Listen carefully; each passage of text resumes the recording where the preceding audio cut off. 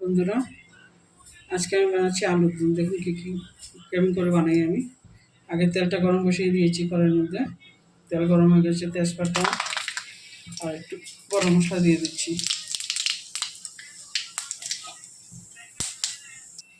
আমার গরম মশলাটা ভাজা হয়ে গেছে, এখন আলু দিয়ে দিচ্ছি আমি।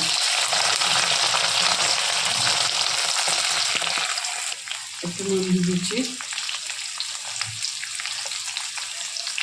একটু হলুদ দিয়ে দিচ্ছি।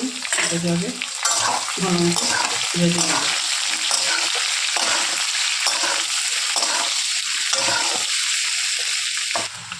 আলুটা ভাজা হয়ে গেছে, এখন মশলাটা দিয়ে দেবো। একটু জল দিচ্ছি,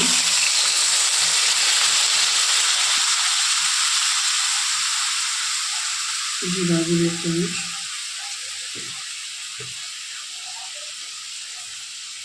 লঙ্কা গুঁড়ো 1.5 চামচ,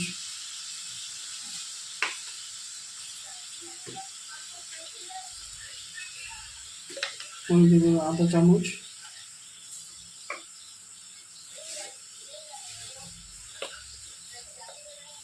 ধনিয়ার গুঁড়ো 1 চামচ,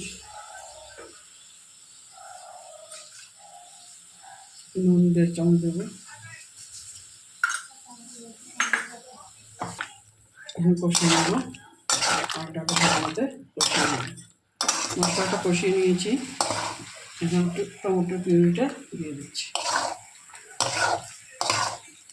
একটু কষিয়ে নেব,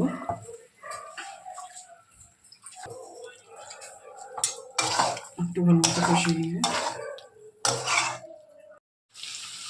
এখন আলু আর পেঁয়াজ আর রসুন বাটাটা দিয়ে দিচ্ছি। আর কাঁচা গন্ধটা চলে যাবে যখন, এখন তারপরে জল দিয়ে দেবো।